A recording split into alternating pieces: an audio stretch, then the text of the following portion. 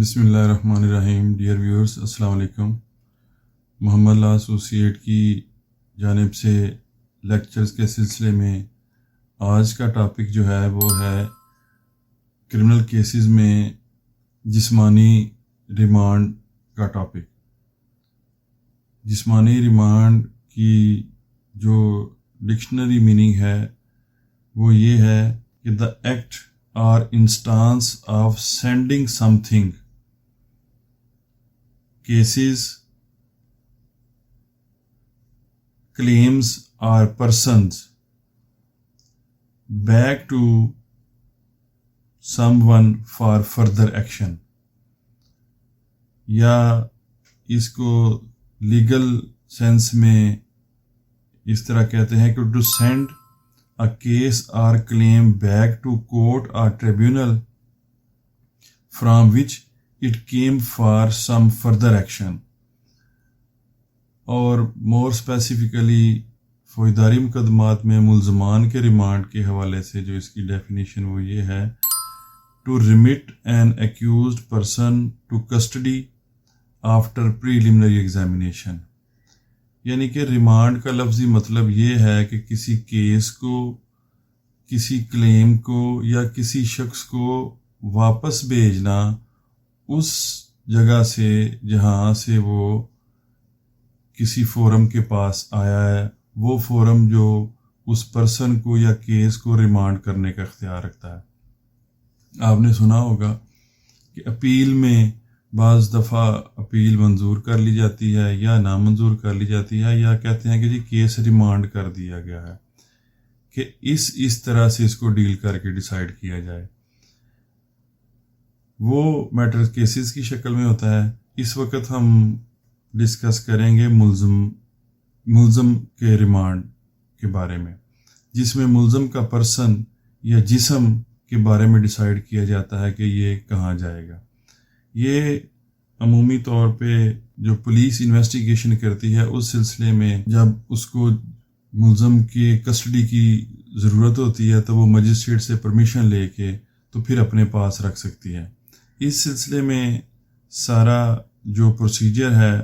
وہ ضابطہ فوجداری یا کوڈ آف کرمنل پروسیجر میں دیا گیا ہے.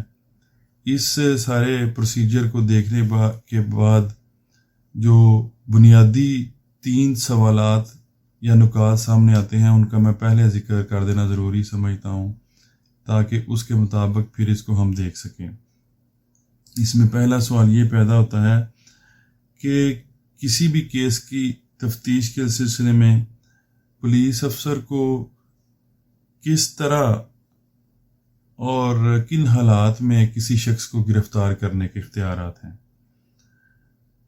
یہ ضابطہ فوجداری کی دفعہ 54 یا 54 میں دیا گیا ہے. اب دوسرا سوال یہ ہوتا ہے کہ ایسے شخص کو جس کو کسی پولیس آفیسر نے دوران تفتیش گرفتار کیا ہے تو مجسٹریٹ کے پاس اس کو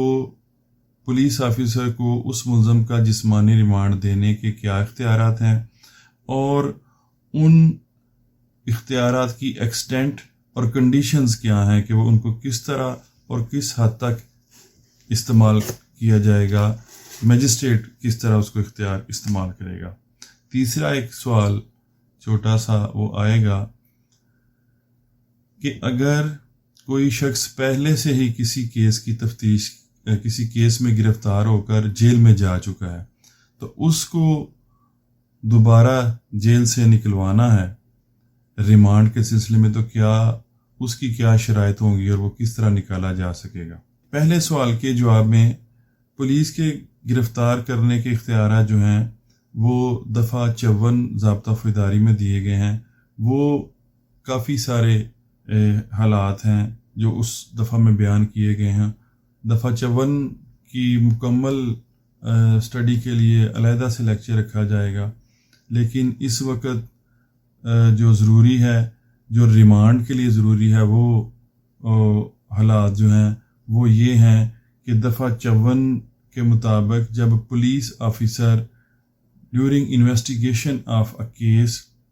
یا کسی کریڈیبل انفارمیشن کہ کوئی قابل دست اندازی پولیس جرم ہوا ہے، وہ بلا وارنٹ کسی ملزم کو گرفتار کرتا ہے،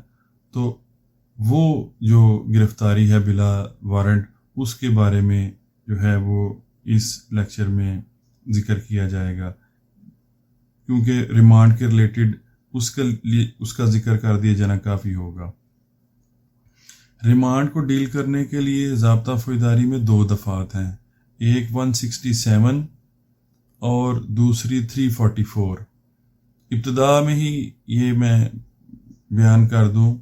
کہ 167 جو ہے وہ جسمانی ریمانڈ، یعنی جب ملزم کا جسم واپس پولیس کے حوالے کیا جاتا ہے، اس کو ڈیل کرتا ہے،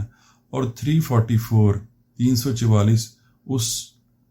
ریمانڈ کو ڈیل کرتا ہے جس کو جوڈیشل ریمانڈ کہتے ہیں، یا جس میں ملزم جو ہے وہ جیل میں ہوتا ہے اور اس کو فردر جیل میں رکھنے کے لیے میجسٹریٹ آرڈر کرتا ہے کہ اس کا جوڈیشل ریمانڈ جو ہے وہ فردر ضروری ہے اور اس کی کسٹڈی جیل میں ہی رکھی جانی ابھی ریکوائرڈ ہے۔ اس سلسلے میں ضروری سمجھوں گا کہ میں دفعہ 54، بلکہ پہلے دفعہ 50، دفعہ 54،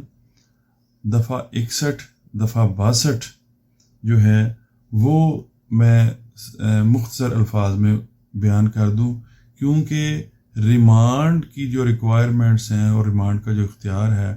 وہ اس کو اچھی طرح سمجھنے کے لیے ان دفعات کا ذکر اور پڑھ لیا جانا ضروری ہے۔ اس میں سب سے بنیادی چیز جو دیکھنے والی ہے وہ یہ ہے کہ ریمانڈ جو ہے وہ کوئی ان گارڈڈ یا کھلا اختیار نہیں ہے کہ مجسٹریٹ کو اختیار ہے کہ وہ ریمانڈ دے دے یا پولیس کو اختیار ہے کہ وہ ریمانڈ لے لے۔ اصل میں یہ اختیار کی بجائے ایک اجازت ہے، کیونکہ انسان کی لبرٹی کو کرٹیل کرنا یا محدود کرنا آئینی طور پر بھی، قانونی طور پر بھی اور بنیادی حقوق کے طور پر بھی بڑی نازک چیز ہے۔ اس لیے یہ الفاظ جو ہیں وہ ان دفعات کا جن کا میں نے ذکر کیا ہے وہ بتائیں گے کہ پہلا جو کام ہے جس کو مد نظر رکھنا ہے، پہلی جو کنسیڈریشن ہے وہ ہے انسان کی لبرٹی، اور ریمانڈ جو ہے وہ ایک اجازت کی شکل ہے، اس شکل میں جبکہ تفتیش کی غرض سے وہ انتہائی ضروری ہو۔ اب دفعہ 50 میں یہ لکھا گیا ہوا ہے کہ کسی بھی شخص کو ان نیسیسری، غیر ضروری طور پر جو ہے وہ ریسٹرینٹ نہیں کیا جائے گا، اور اتنی زیادہ اس کو ریسٹرینٹ نہیں کی جائے گی جتنی کہ اس کو اریسٹ کرنے کے لیے ضروری ہے۔ اور اس میں الفاظ استعمال ہوئے ہیں: no unnecessary restraint, the person arrested shall not be subjected to more restraint than is necessary to prevent his escape۔ اب اس کے بعد اس کے ریلیٹڈ جو دفعہ ہے وہ ہے سیکشن 54۔ اس میں جو پہلا سب سیکشن ہے جو میں نے کہا ہے کہ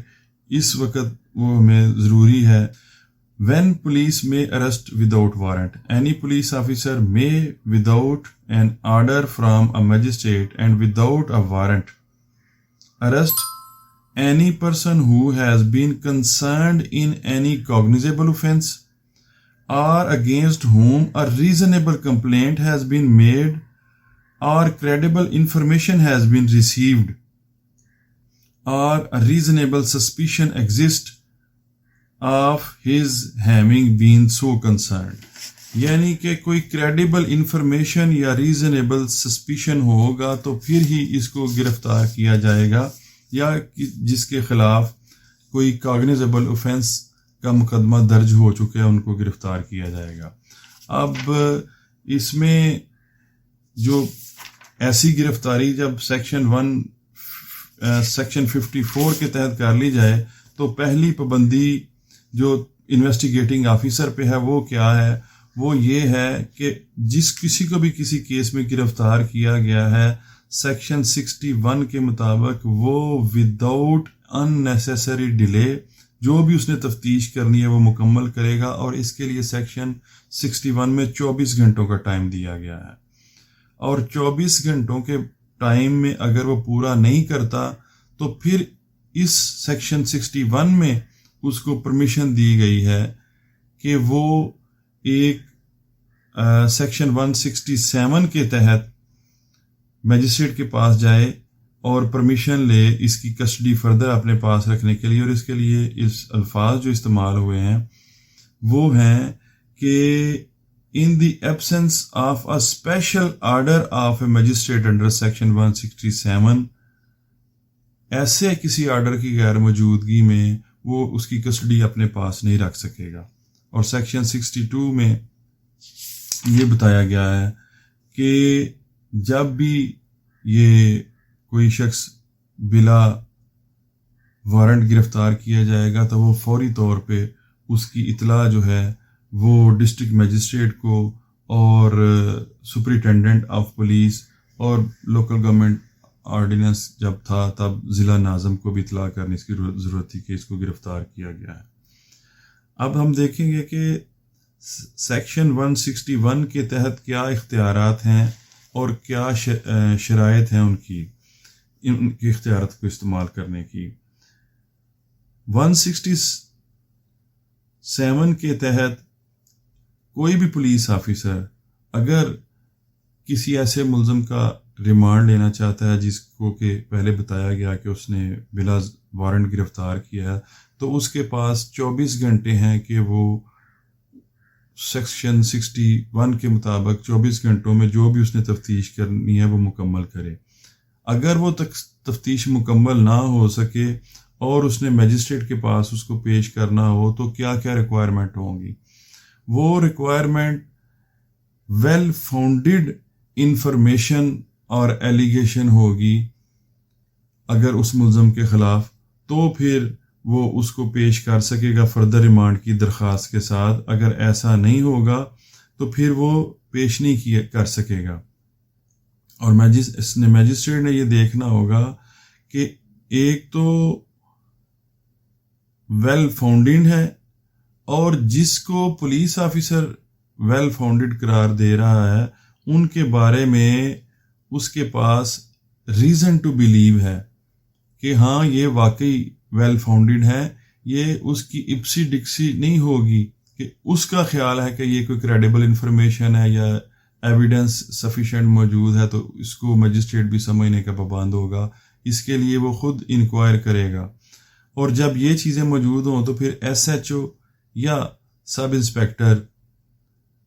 اس سے چھوٹے رینک کا آفیسر نہیں، وہ جو ہے وہ اپنا سارا ریکارڈ جو اس وقت تک اس نے تفتیش کی ہوگی وہ بھی، اور ملزم کے جسم کو بھی، یعنی کہ پرسنلی ملزم کو بھی پیش کرے گا۔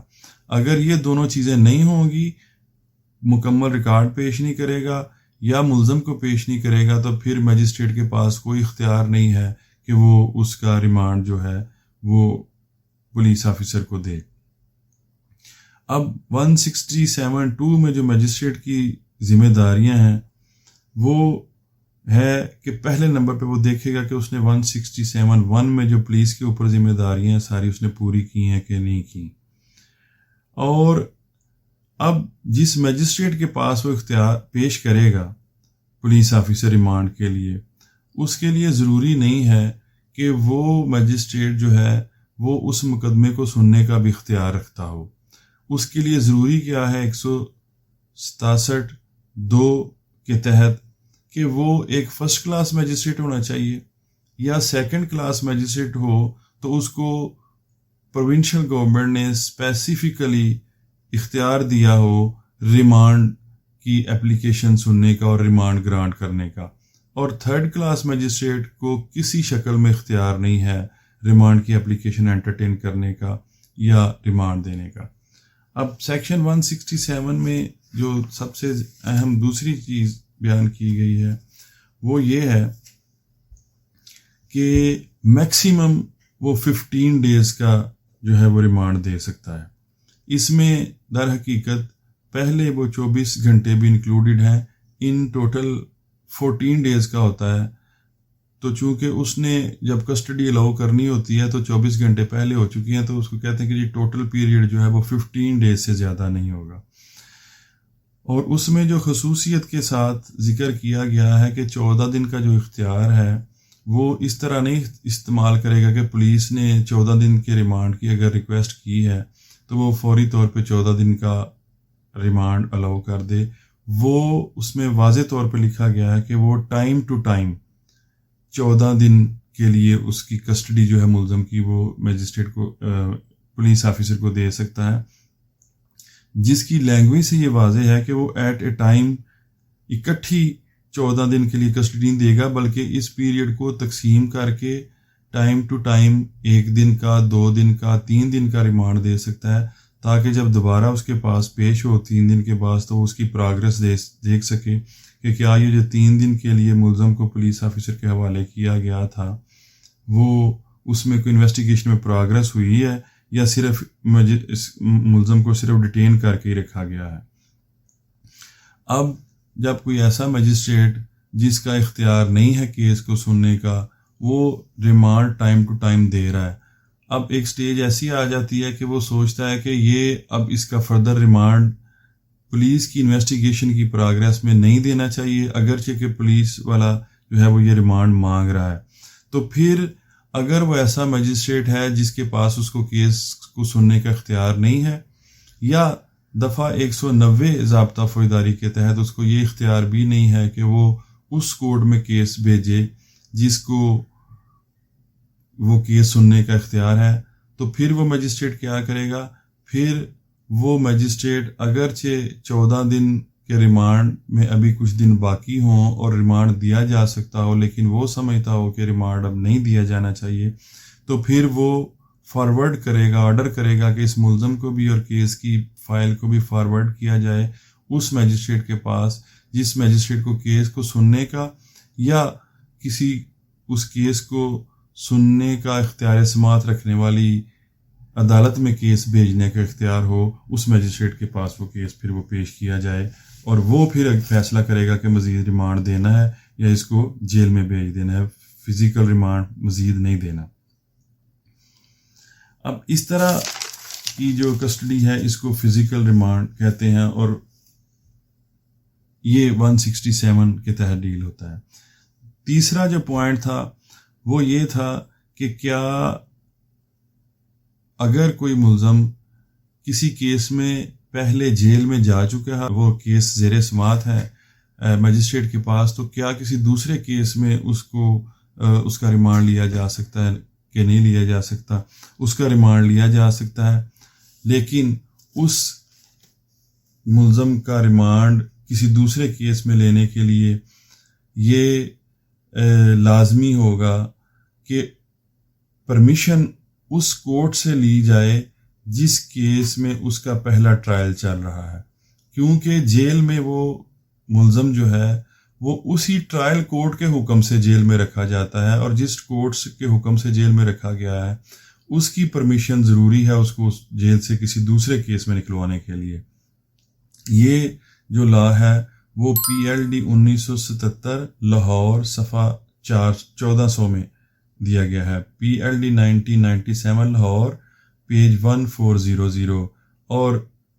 PLD 1976 پیج 93 لاہور کی ہائی کورٹ کی یہ بھی ججمنٹ ہے، PLD 1976 لاہور پیج 93.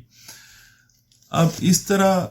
کی جو دیگر ججمنٹس ہیں جن میں آنریبل سپیریئر کورٹس نے کچھ گائیڈ لائنز مقرر کر دی ہیں، کچھ شرائط اور ہدایات مقرر کر دی ہیں کہ مجسٹریٹ صاحب کن چیزوں کو مد نظر رکھیں گے ریمانڈ دیتے ہوئے، ان کی کوئکلی ہم وہ دیکھ لیتے ہیں کہ وہ کیا کیا ہیں. اس میں پہلے number per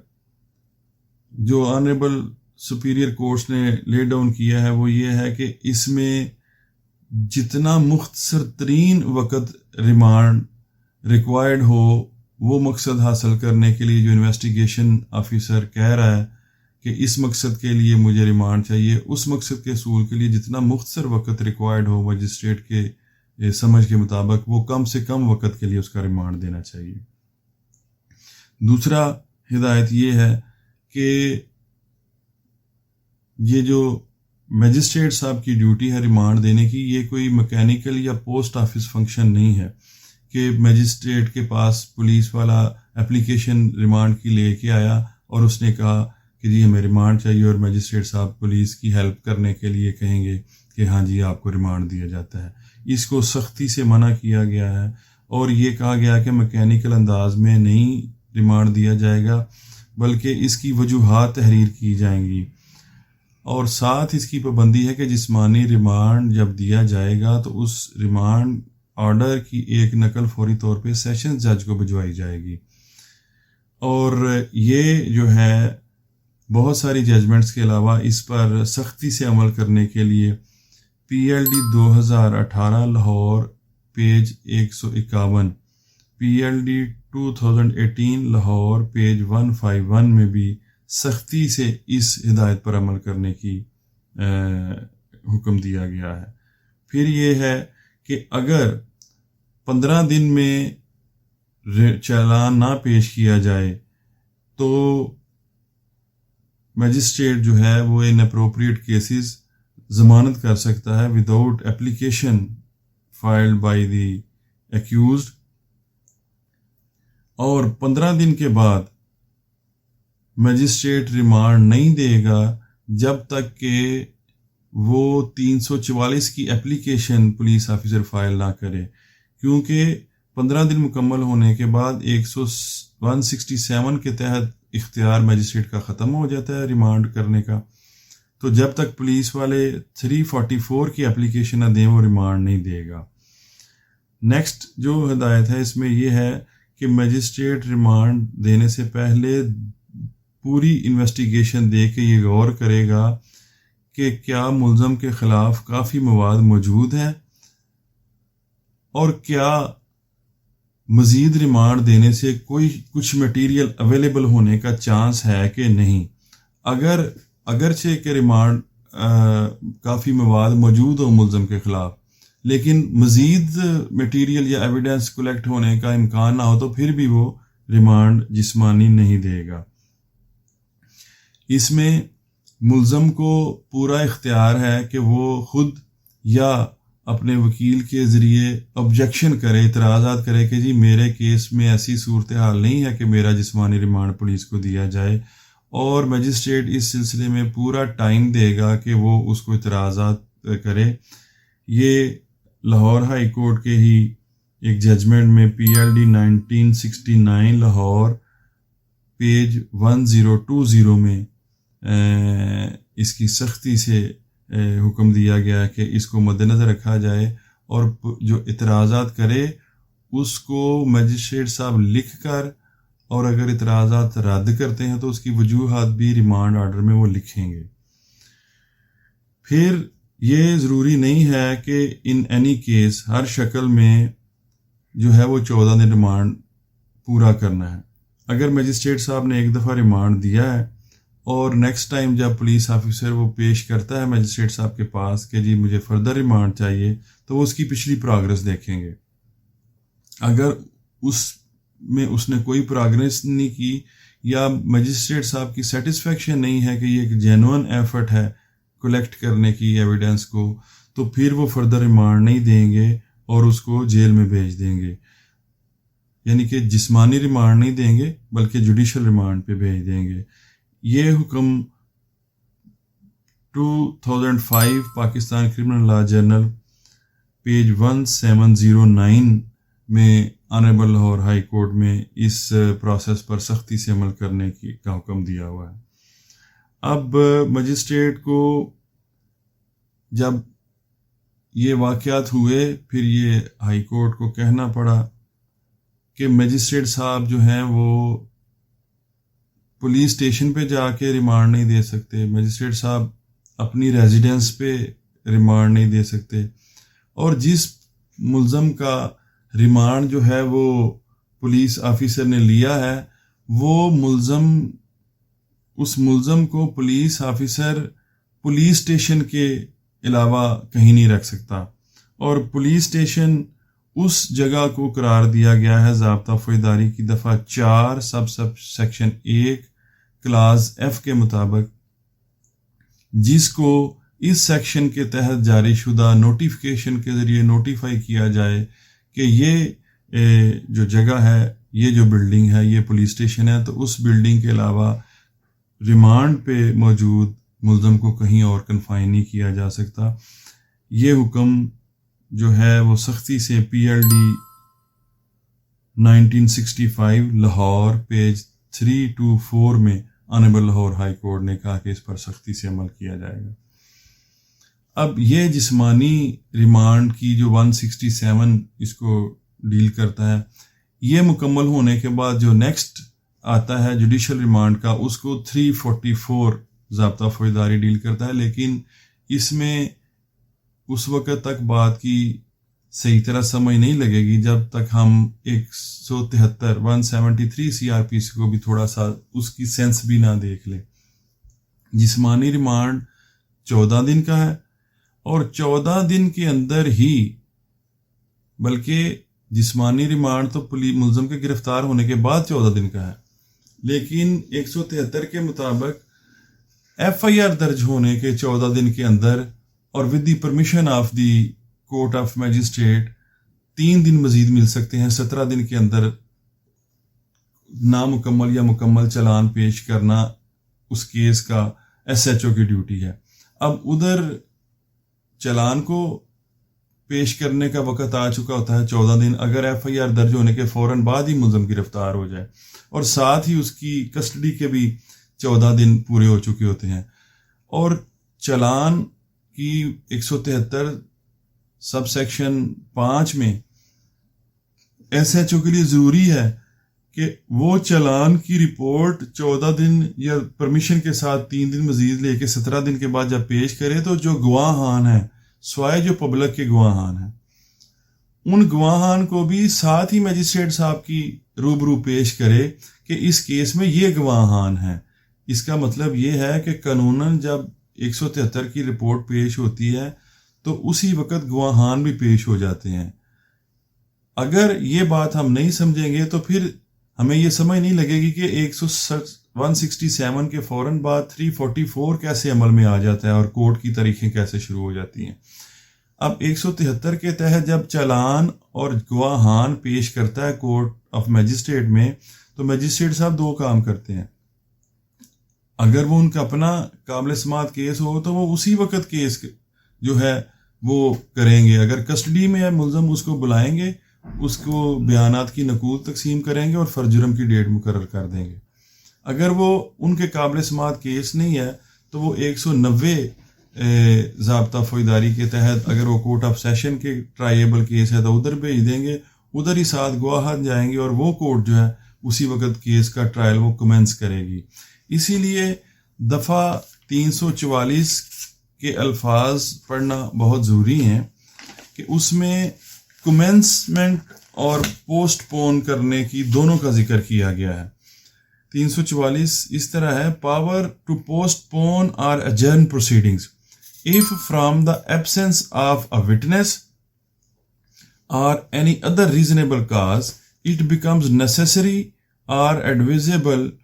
to postpone the commencement of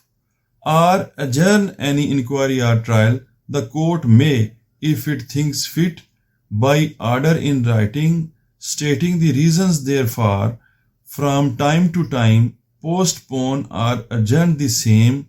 on such terms as it thinks fit for such time as it considers reasonable, and may by warrant remand the accused if in custody.